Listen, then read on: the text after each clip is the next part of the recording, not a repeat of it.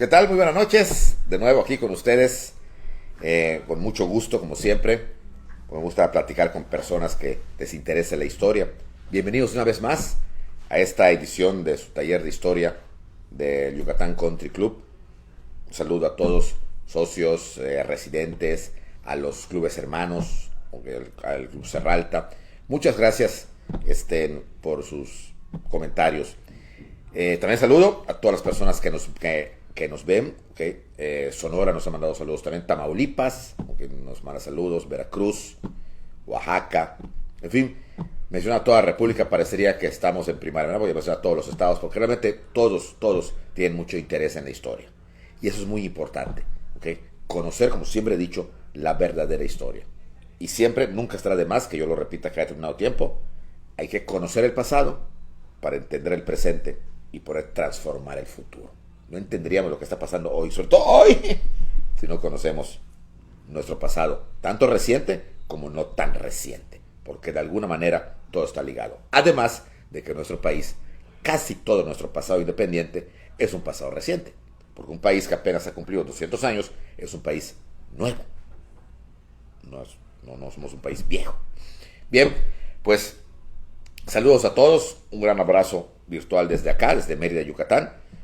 Y me da mucho gusto poder proseguir con ustedes con el tema que vamos a ver hoy, que va a ser el inicio de los problemas que va a tener Plutarco Elías Calles. Bien, vamos a ver.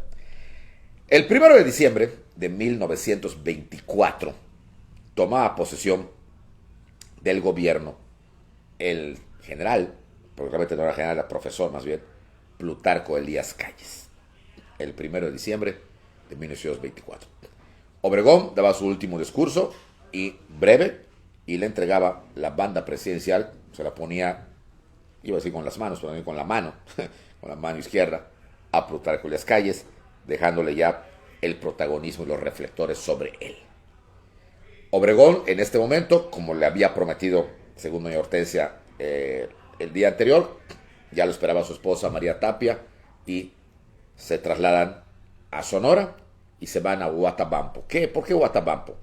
En Huatabampo tenía Obregón, cerca de ahí, un rancho, una especie de hacienda muy grande, que alguna vez hemos comentado que él, su negocio era el garbanzo, producía garbanzo, y muy cerca de él, el de su esposa, doña María Tapia, y la familia Tapia, que eran ganaderos. Entonces, por lo tanto, eran dos fortunas, quizá no tan grandotas, por esas alturas ya, pero eran gente que tenía dinero, y Obregón además era gente del campo, le gustaba estar en el campo.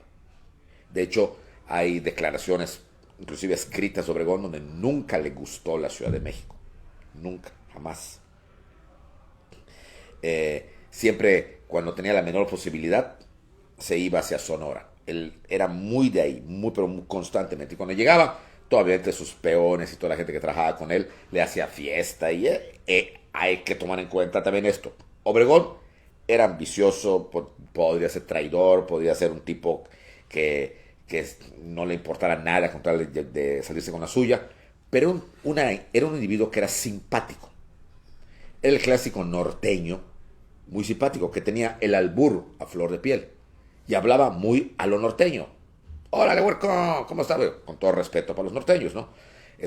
Pero así hablaba y caía bien, un bigotito, él bastante gordito, había subido mucho de peso desde que fue presidente de la República y desde que ya no podía montar bien a caballo, porque obviamente por el brazo, y además se llevaba bien, trataba de igual a igual, de tú a todos sus trabajadores. Entonces él constantemente se vestía de campesino, no de charro, de campesino, y un montón de fotos en donde él está en su hacienda. Se llamaba La Quinta Chilla, se llamaba su hacienda La Quinta Chilla.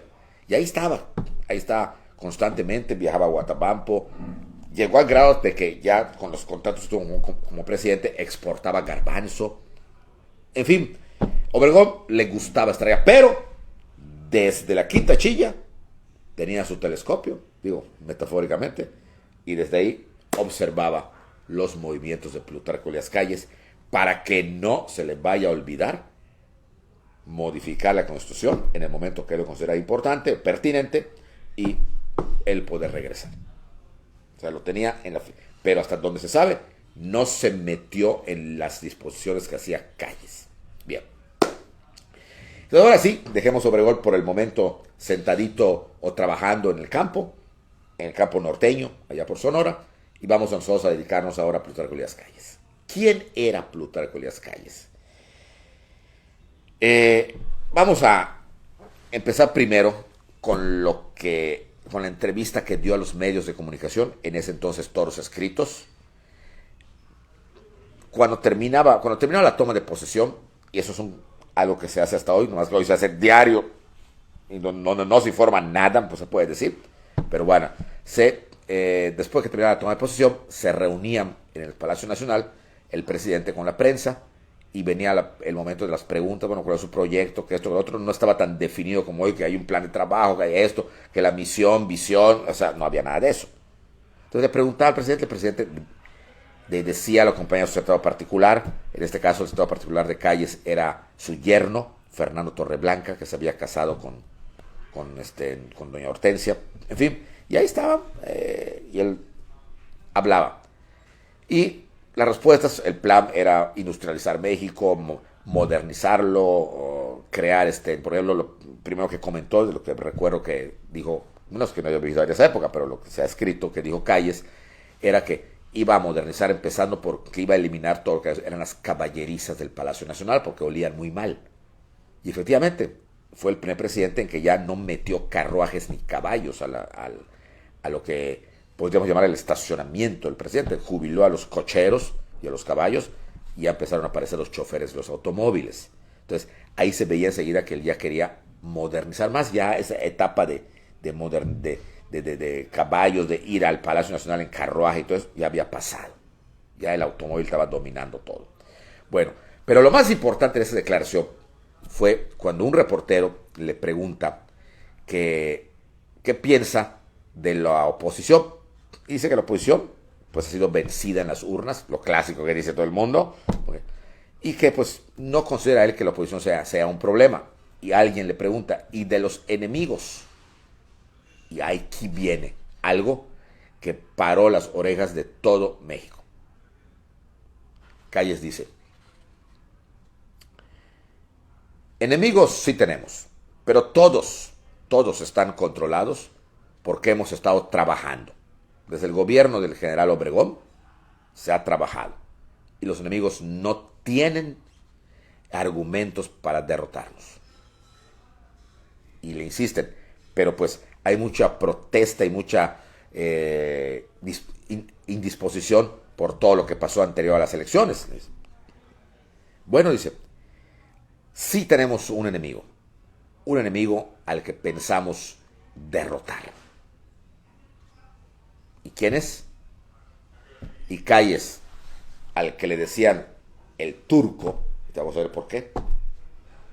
Calles con su bigote, con esa mirada profunda que tenía y con una voz ronca, que era una voz ronca, dice, es un enemigo al que la gente le dice el crucificado.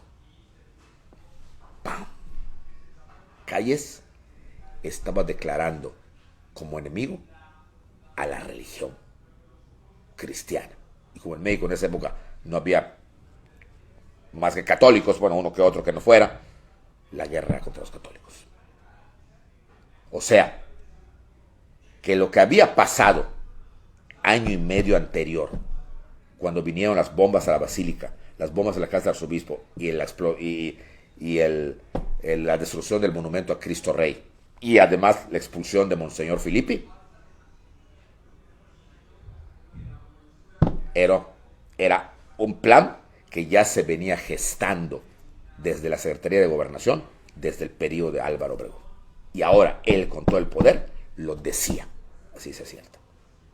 Esto paró a todos los católicos, que era la inmensa mayoría, eran el 80% en ese entonces de la población, quizás hasta más, eran católicos. ¡Wow! O sea, lo que decía era algo muy fuerte. Y cuando nombra el gabinete, todos los miembros del gabinete eran lo que se conocía popularmente como comecuras. Luis N. Morones quedó como secretario de Trabajo, Industria y Comercio. Melchor Ortega, Luis L. León, Tomás Garrido Canaval en Tabasco. O sea, empiezan a... O sea, como que la cosa se pone fea. Pero muy fea. Porque era un grupo clarísimo, como decía la gente de esa época, y como llegó a decir el famoso René Capistrán Garza, un famoso personaje que creó la ACJM, junto con Palomar y Vizcarra, que fue come curas, les decía. Y estaban rodeando todos ellos a Calles, y Calles los nombraba en puestos claves. Abrió un plan para realmente atacar a la Iglesia Católica, destruirla. Y si fuera así, ¿por qué? ¿Por qué? Y aquí vamos a remitirnos un poquito a la biografía de don Plutarco para que podamos entender qué pasó. Plutarco Elías Calles era originario de Sonora, como todos ellos, para ser más exactos, de Guaymas. Su nombre verdadero, el nombre como fue reconocido en el registro civil de Hermosillo, Sonora, es el siguiente: Plutarco Calles Campuzano. Y aquí aclaro, el Elías que tiene Calles es Elías apellido, no es Elías nombre. Pero su nombre con el que fue reconocido fue Plutarco Calles Campuzano. ¿Ok? Desde aquí va a empezar el misterio. Por eso les dije en la clase pasada que la vida de Calles era un misterio. Se dice que la mamá de Plutarco Elías Calles, hay muy poca información de él porque se ocultó muchas cosas, era una niña, la clásica porteña, jovencita de 15 años, que vivía pues, allá, gente humilde, que vivía en el puerto de Guaymas. Guaymas, en la época porfiriana, que fue como nació Calles nace en la época del periodo más fuerte de don Porfirio, o sea, cuando don Porfirio estaba en la cúspide, los años 1870, 80, por ahí. El puerto de Guaymas se había convertido en puerto de altura, pero no era precisamente un puerto turístico. No van a pensar que era como Cancún, Cozumel, no, o sea, o Acapulco, no, era un puerto de carga y descarga. Era un puerto que entraba, que traían mercancías que venían del Pacífico, venían de San Francisco o inclusive del Asia. Y había mucho movimiento de barcos extranjeros, asiáticos en su mayoría, que traían mercancía o que llevaban mercancía. Entonces, cuando llegaban aquí, no precisamente eran cruceros, sino eran barcos mercantes, era tripulación, lo que había, no gente que iba a pasar vacaciones. Se bajaba mientras venía la descarga del barco, mientras venía todas las maniobras marítimas de los muelles, se bajaban al puerto, se quedaban 3, 4 días, una semana, y ahí andaban los marinos. Andaban entre la gente que comían, la gente vivía de él, la gente de Guaymas no era el Guaymas de ahora, o sea, es una ciudad grande, sino era un Guaymas, un pueblito, la gente vivía de eso. Y entonces la gente iba, que tenía su restaurante, que comían allá, que les daban en un souvenir, que ellos lo compraban. Pero hay que tomar en cuenta qué tipo de gente venía en esos barcos cargueros. Por eso, no en balde, hay un refrán que dice que el marino tiene un amor en cada puerto. ¿Por qué? Pues así llegaba a ese puerto, pasaba la noche o toda la semana con alguien y luego no había compromiso, no la volvía a ver. Rarísima vez volvía el mismo marino. Nunca más volvía, cada puerto hacía lo mismo, o sea, picaba y picaba y picaba. Bueno, pues algo así ocurrió con la señorita, con la mamá de Plutarco. Una niña de 15 años, obviamente, pues y trataba con ese tipo de gentes, y aparentemente llegó un barco que lo tripulaba un turco, que aparentemente era de apellido Elías, este turco. todo así, barbudo. Calculan, luego, cuando vuelve a aparecer Turco, que tenía como 80 años, se calcula que tenía quizá como 40 o 30, de barba, joven, forzudo, moreno, el clásico turco. Okay. Y la niña, pues, wow, no había visto una persona así. Todavía existía, no, Turquía aún no era una república, era un sultanato, no era un imperio, el imperio turco. Pues, sin más que poder decir, porque no hay mucho, la niña se entrega al turco Elías. Como se pudo haber entregado a cualquier otra, pero el turco se entregó. Y resulta que llegó el momento en que dejaron descargar el barco, cargaron lo que tenían que cargar, las famosas maniobras marítimas que siempre se hacen en esos puertos, y el turco se va. No se van a volver a ver nunca jamás en la vida. Pero el turco le dejó algo de recuerdito. Y ya saben qué. Le dejó un embarazo. Una niña de 15 años, embarazada, de padre desconocido, y en un pueblito chico, y recuerden otro refrán famoso, pueblo chico, infierno grande.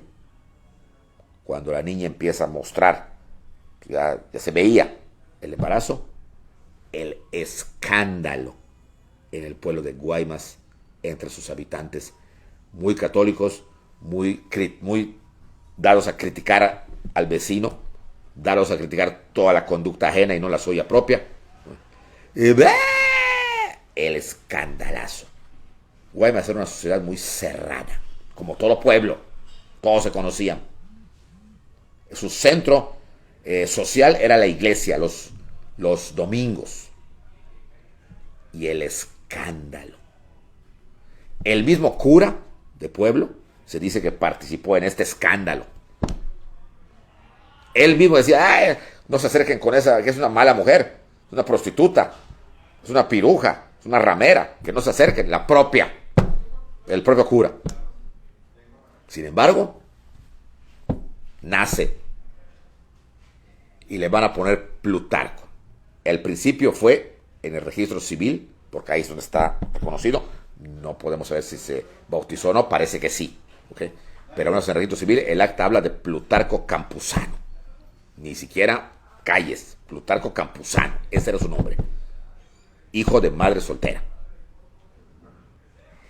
Y la muchacha, pues lo va a educar como puede y con quien puede. En este caso sería con la mamá, con la abuela. Y mientras el niño tenía 1 año, 2, 3, 4, 5, bueno, no se dio cuenta de muchas cosas que pasaban. ¿Y qué cosas nos dicen los biógrafos de Calles? Lo despreciaban, a la mamá y a él. Es hijo del demonio, es hijo del pecado. Tengan en cuenta la época que estamos hablando y tengan en cuenta también del territorio del que estamos hablando y tengan en cuenta también de la incultura de la gente de esa época. Y llegó a ser un pueblo. Entonces, estaban, cada vez que la veían, cuando el niño llega a la edad de los 7 años, todo esto es, no hay una prueba contundente, pero hacia allá va. Lo quiere inscribir, lo que se hacía en todos los pueblos, a la doctrina. Y aquí viene el primer obstáculo. Ojo, el niño ya es de 7 años, ya más o menos se da cuenta. No, porque no tiene padre. Y va a contagiar con su perversidad a todos estos que sí tienen padre y madre. No, no lo aceptamos. Pero oiga, padre, no. Y según contaba la propia doña Hortensia, que inclusive cuando ya empiezan a ir a misa y el sacerdote los veía ahí sentados, que cuando daba el sermón indirectamente, porque aquí hay que estar unidos, porque aquí hay gente que es demoníaca, hay gente que se ha entregado, hay gente prostituta, no decía quién, pero señalaba, hay gente que tiene un hijo del demonio. Todo esto así fue creciendo Plutarquito. No estoy justificando que por eso llegara a la iglesia, pero hay motivos. ¿Okay? Entonces, ante el rechazo de la sociedad de Guaymas, inclusive del cura párroco de ahí, según cuenta la tradición familiar, se trasladan a Culiacán. Perdón, que dije, estoy mal, a Hermosillo. Ella y su hijo, que tenía ya como 8 años más o menos. ¿Por qué a Hermosillo? En primer lugar, porque no es más grande. No había ese infiernito que había en Guaymas. En segundo lugar, había más oportunidades para que trabajara y para que el niño pudiera estudiar. Y tercero, porque según la familia Torreblanca, ahí vivía una hermana de la mamá de, o sea, una niña Campuzano también, que esa sí estaba casada y bien casada. Y estaba casada, eso sí, aquí ya sabemos un poco más. Y estaba casada con un individuo que se llamaba, ojo aquí, Alfredo Calles. Que además, según parece, no tenían hijos. Entonces, cuando llegan a Hermosillo, la hermana, por lógica elemental, le dice, vete a mi casa. Y el cuñado también, bueno, claro que sí, la casa de todos. Y llega con el niño. Y según la tradición familiar y oral, dicen que este señor Calles se empieza a encariñar con Plutarquito. Pues no tenía era un niño. Y empieza a fungir como papá. Empieza a fungir como papá. Al grado tal que lo va a querer un montón. Y según la familia, dicen que fue este señor Calles el que le dice a las dos hermanas, miren, yo estoy muy encariñado con Plutarco. Se lleva mucho conmigo, me siento su papá. Y le dice, quiero darle mi apellido. Porque solamente con el tuyo, fulanita, aunque estés en Hermosillo, o sea, aquí van a pedirle quién es el papá. Y yo quiero que me permitan, ambas, tú como mi esposa y tú como mi cuñada, que yo lo reconozca como si yo fuera su papá biológico. No lo voy a adoptar, lo voy a reconocer. Tú mira, me dices que el señor ese nunca volvió ni nunca volverá. Ni sabes quién es exactamente. Sí, déjenme adoptarlo, déjenme reconocerlo. Le voy a dar mi apellido, le voy a dar mi herencia, le voy a dar todo y demás. Educación, porque este niño es inteligente. Y es entonces cuando aparece el apellido Calles. Mucha atención aquí. Su nombre reconocido en Hermosillo en el registro civil es Plutarco Calles Campuzano. Plutarco Calles Campuzano. ¿Y cómo es la vida? El apellido Calles es por el cual se le conoció en la historia y es el que heredó hasta hoy, cuando de Calles no tenía ni una gota de sangre. ¿Por qué no la Calles? Son esas cosas de la ironía de la vida. La vida es más teatro que el teatro. Porque pasa cada cosa. Bien. Ya reconocido, efectivamente, el niño puede estudiar, va creciendo, se vuelve adolescente. El papá putativo, por así decir, lo va a idolatrar. Él se va a llevar mucho, era la única figura masculina que tenía. Y cuando crece y ya va el momento de buscar una carrera, él quiere ser profesor. Quiere ser maestro normalista. Y muy pocos, pero muy pocos, saben que Plutarco Elías Calles, o su nombre verdadero, Plutarco Calles Campuzano, fue maestro normalista y durante un tiempo estuvo asignado a una escuela rural de Sonora. En fotos muy antiguas, hay muchas fotos. El archivo de Calles está, se puede visitar, se puede ver, se puede estudiar, se puede ir a estudiar ahí. Está en la Ciudad de México, en la casa donde vivió Calles, que ahí también vivió doña Hortensia. Se le llama Archivo Torreblanca Calles. El INER, el Instituto Nacional de Estudios Históricos de las Revoluciones de México, ha editado varias partes de este archivo. ¿Okay? En libros, los libros no se venden. Tiene uno que ir al INER y ahí das una solicitud y te los dan. O sea, son gratuitos esos libros, ¿no? Porque son los archivos originales que se pasan en el libro y la gente que les es más fácil pues no puede ir. Por ejemplo, los que viven en los estados de la República, pues prefieren comprar el libro donde está el archivo y ir a su casa y estudiarlo, que está de allá. Si estás en México, pues sí, porque lo ves en vivo y a todo color. Entonces, esta casa hoy en día es el archivo Torreblanca Calles, en donde está todo el archivo de Plutarco Elías Calles y de don Fernando Torreblanca, que era su secretario particular y su yerno. Todo está ahí. Todo. Hay fotos, hay algunas ropas de Plutarco Elías Calles, muchas fotos muy desconocidas que no van a encontrar en libros. Una de ellas es esta, donde Plutarco está en la escuela rural, se ve joven y rodeado de los alumnos, de niños como de 12 años. Muy pocas, casi esa foto es muy poco conocida. Algunas sí son conocidas, pero otras no. Doña Hortensia Elías Calles le dio mucha importancia a la obra de su papá y también a la crítica, criticaba también muchas cosas que se hizo. Yo tuve el honor de conocer a doña Hortensia hace muchos años, cuando tuve la oportunidad de estar en el Colegio de México hace muchos años, como 40, 30, más o menos como 30, en los años 80, 40, ¿no? En los años 80, ella era maestra del Colegio de México. Era una grandota, tipo, no sé, norteña, una grandota, la cara muy preciosa para ella, era una señora grande, muy inteligente. Ya había enviudado, ya yo no conocía a don Fernando Torreblanca, y tuve la oportunidad también de estar en el archivo. Ahorita debe estar mejor, me imagino, no he vuelto a ir por allá, en donde se podía pasar el día, investigar allá. Ella lo cuidaba. En que murió ella hace como 20 años, me imagino que pasaron a sus hijos o a sus nietos. Hay un nieto de Plutarco Elías Calles que se llama Alfredo, que es escritor, y escribió un libro que también les recomiendo mucho, el que le guste, está muy ágil de leer, lo pueden leer para estas vacaciones, que se llama Yo fui Plutarco Elías Calles, y el autor es su nieto, Alfredo Elías Calles. Está muy interesante porque si te emocionas, te lo comes en máximo 2 días. Es como si Calles lo contara desde la eternidad.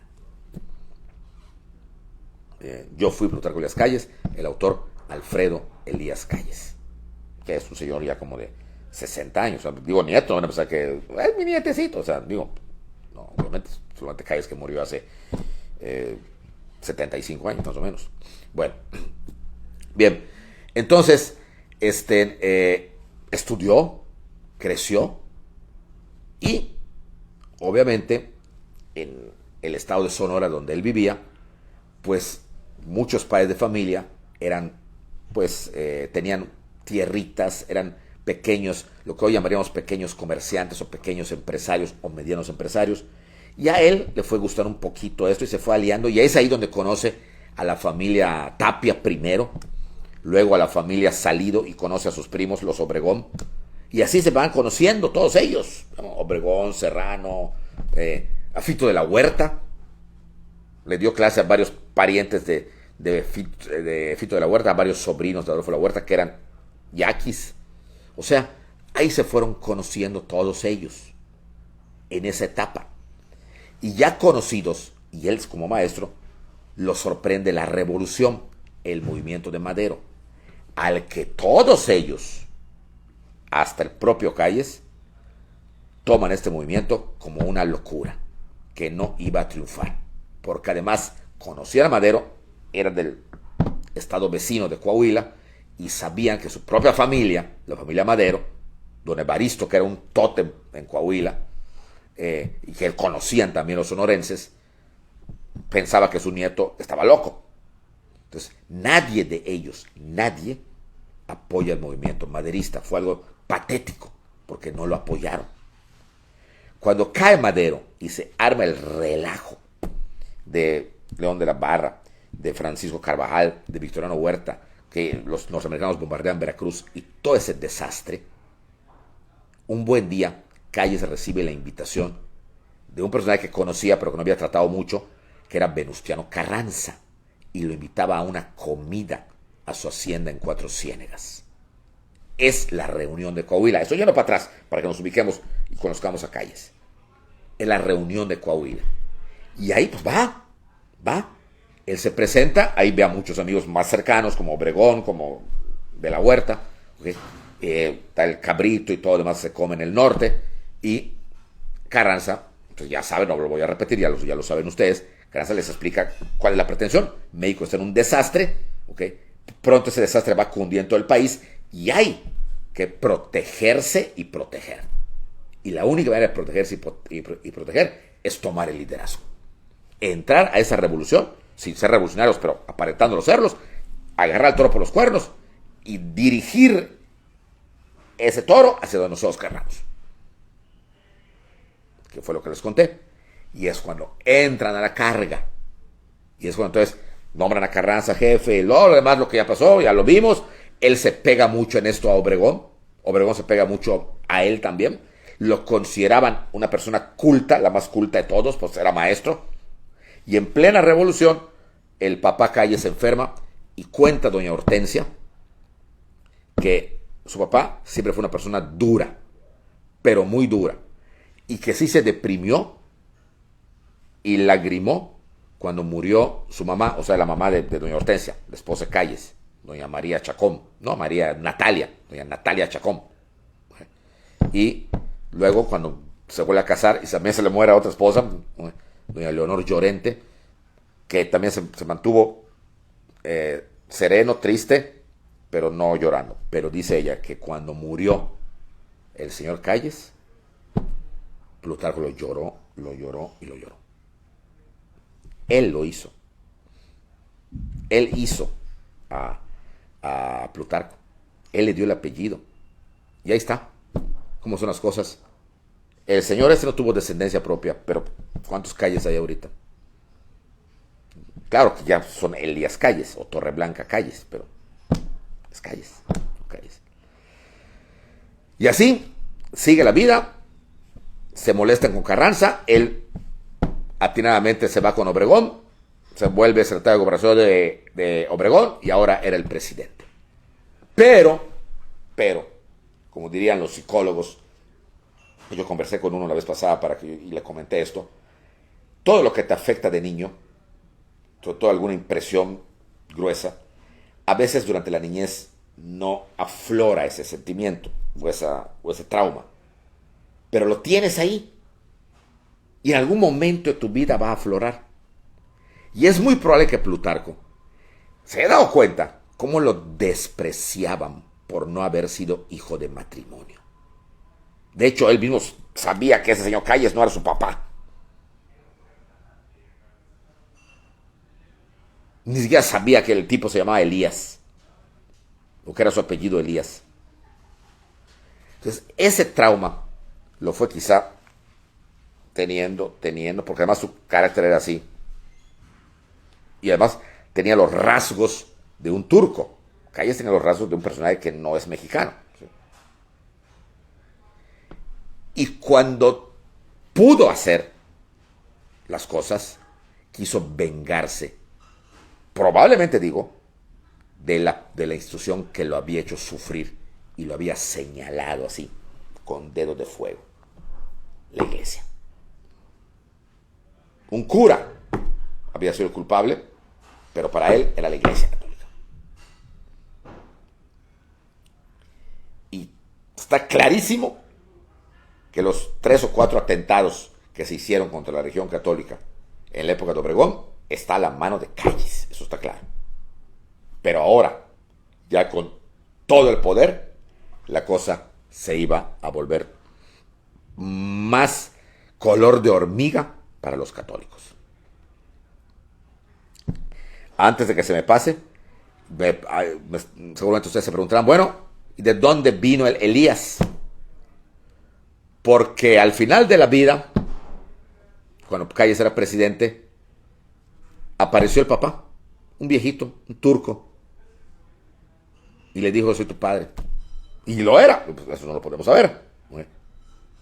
Eso no lo podemos saber. Pero Calles lo aceptó y dijo, déjame reconocerte. Y lo dejó que lo reconozca el señor. Y de ahí viene el apellido Elías. Entonces, ahora sí, su nombre era Plutarco Elías Calles. Y lo que se borró fue el Campuzano. Nadie sabe qué es Campuzano. Entonces era Plutarco Elías Calles. Sin embargo, a él le decían el general Calles. Calles. Su régimen se le conoce como el callismo. Y el apellido que hereda no es el Elías, es el Calles. Bueno, los hijos de su hija, de Hortensia, son Torreblanca Calles. Los hijos de su hijo, de Rodolfo, el mayor, ellos sí son Rodolfo Elías Calles, fulano. Rodolfo Elías Calles, por ejemplo, Sánchez, ¿no? Pero el Calles es el que sobrevivió hasta hoy, que quedan bisnietos y tataranietos de Plutarco y de doña Hortensia. Bueno, cierro este paréntesis nada más para saber de dónde venía ley. Ah, y otra cosa, él nunca firmó Elías. Siempre firmó Plutarco Calles. Y cuando lo reconoció el papá, ponía Plutarco E. Calles. Plutarco E. Calles. Al Calles siempre le dio el lugar principal en su apellido, en su vida. Al Calles. Pues bien, pues entonces don Plutarco ya está en el poder. Ya cerramos toda su biografía, está en el poder. ¿Ok? Y el primer mes de diciembre pasó todo como que midiendo fuerzas. La Iglesia Católica esperando a ver qué actitud tomaba Calles, y Calles más bien como que se estaba todavía asentando en la silla presidencial que le había dejado Obregón. Pero a partir de enero del 25 hay una reunión desayuno que nos cuenta también doña Hortensia, en Chapultepec. Les recuerdo que Chapultepec era la residencia oficial. Desde don Porfirio, Chapultepec se convirtió en la residencia oficial de los presidentes. Y todos los anteriores habían vivido ahí. Carranza, Obregón, todos. Bueno, Calles había reunido ahí a varios de los miembros de su gabinete, pero no a todos, meramente a aquellos que se habían distinguido por su, yo iba a decir anticlericalismo, pero más que eso era anticatolicismo. Y los principales eran Luis N. Morones, que era su Ich significa para nosotros los yucatecos su íntimo, Melchor Ortega y Luis L. León, que eran los furibundos. ¿Y qué se habló en esa reunión? En esa reunión se habló nada menos y nada más de borrar de México la influencia de la Iglesia Católica, Apostólica y Romana. Según ellos, el daño que le había hecho en la historia de México a la Iglesia Católica, a los mexicanos. Había que borrarlos. Y el pretexto, sin querer, se los dieron en Roma, en Italia. ¿Okay? Ese fue el pretexto principal. ¿Cuál fue el pretexto? En 1922, o antes de 1922, el Papa había sido despojado desde la época de Napoleón de los estados pontificios y lo habían encerrado, por así decir, no encerrado, no prisionero, pero en la Basílica de San Pedro. Es decir, ya no tenía autoridad política. Napoleón se la quitó en 1804, y todos los papas del siglo XIX y los primeros del XX navegaron así. La autoridad era, en este caso, el gobernante de Italia, o mínimo de Roma. Y ellos estaban prisioneros, así les decía, es prisionero del Vaticano, en un barrio llamado el Vaticano, o Colonia Vaticana, donde estaba sentada la Basílica de San Pedro. Pero nada más. Nada más. En 1922, el gobierno italiano en turno pactó con el Papa, el nuevo Papa. El Papa era Pío XI, acababa de morir Benedicto XV. Y se hicieron en la Catedral de Laterano, o en la iglesia de Letrán, los famosos tratados de Letrán, los acuerdos o tratados de Letrán, en donde el gobierno italiano le cedía una parte de Roma al Papa, donde estaba la Basílica de San Pedro, o sea, la región del Vaticano. El Vaticano se llama así, no por la iglesia. El Vaticano se llamaba así la colina desde la época de los romanos, donde se asentaron la ciudad de Roma desde la época de Rómulo y Octavio y César, la colina vaticana, así le decían. ¿Okay? No, el nombre no proviene del cristianismo. ¿Okay? Entonces, le daban ese territorio, un radio de determinados kilómetros de la ciudad de Roma, dentro de Roma, y creaban un estado dentro de otro estado. Y nace, precisamente ahora, se van a cumplir 100 años de la creación del Estado Vaticano. Nace el Estado Vaticano. Y el Papa Pío XI se convierte, además de autoridad religiosa, en un jefe de Estado. O sea, en un político. Eso hay que entenderlo. En un jefe de Estado. Como lo es aquí el presidente, como lo es Biden en Estados Unidos, como lo es en el rey de España, jefe de Estado, en fin, era un jefe de Estado. Y a partir de ese momento iban a cumplir 100 años. Pues no se ha dicho nada. ¿Cómo es que no dice nada? ¿Por qué no dice nada? Porque una de las firmas al calce de este documento, que era el gobernante italiano en esa época, que le cede al Papa estos terrenos, y el Papa se los va a agradecer toda la vida, era nada menos, pero nada más que Benito Mussolini. ¿Sí ustedes? Era un gobierno fascista, y es el gobierno el que le cede esto al Papa Pío XI. Qué interesante está esto. Vamos a festejarlo porque me lo cedió Mussolini. Van a tener que mencionarlo. Y si ya de por sí, hoy en el 2022, la iglesia del Papa Francisco está siendo tan atacada, imagínense que se saque esto a la luz, o que la gente empiece a recordar, mejor pasamos agachados. ¿Y qué tiene que ver esto con México? Mucho, porque de ahí se va a agarrar Morones, que estudió esto así, pero con puntos y comas y signos de interrogación. De ahí se va a agarrar Morones para darse cuenta de algo.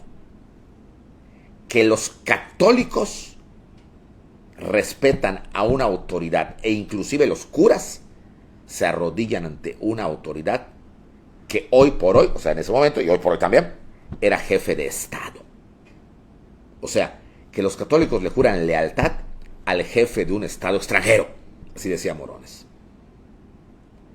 Y por lo tanto, eso es una traición a la patria. Porque le juran lealtad a un Estado extranjero, a un señor romano, que es jefe de Estado. Ya no solamente es líder espiritual, es un político.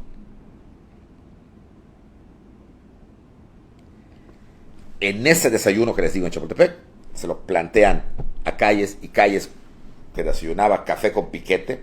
Calles le encantaba el trago, pero trago fino, ¿eh? No pensaba que cerveza o hervir tequila, no, o sea, trago fino.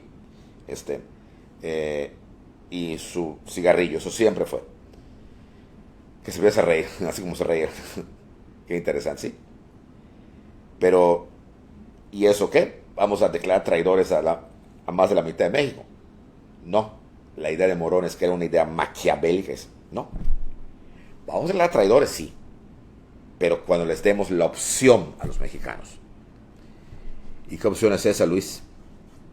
Pues tengo la opción de que, si usted lo permite, vamos a fundar en México una iglesia nacional. ¿Cómo es? Sí, una iglesia católica, apostólica, mexicana, en contraposición con la iglesia católica, apostólica, romana. Algo así como lo hizo Enrique VIII hace muchos años, señor presidente. Pues algo se empieza a sonreír. No está mala tu idea. ¿Y qué con eso? Pues muy sencillo. La fundamos, nombramos a un papa, ya que a ellos les gusta tener papa, les nombramos un papa mexicano. Y como las iglesias están nacionalizadas desde la época del señor Juárez, pues nosotros determinamos qué iglesias son del rito mexicano. Y Calles toma su copa y se va a poner bueno esto. Van a gritar los católicos. ¿Y qué dice Luis Enamorados? Claro que van a gritar. Y las protestas de los católicos y del mismo Papa de Roma se van a oír hasta Estambul. Prepárese. Si usted me da luz verde, Wow. ¿Y has pensado en quién puede ser nombrado papa? Sí. Hay un sacerdote que se siente relegado por la mitra mexicana. Y él ha aceptado, con un poco de lana, ha aceptado ser el papa mexicano. Oh, interesante. ¿Y cómo se llama ese sacerdote? Joaquín Pérez. Ah, dice Calles. El Papa Pérez. PPP. Interesante. ¿Está dispuesto?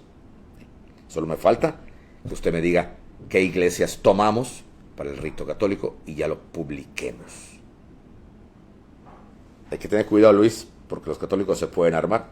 Que se armen. Los aplastamos. ¿Y saben lo que va a pasar?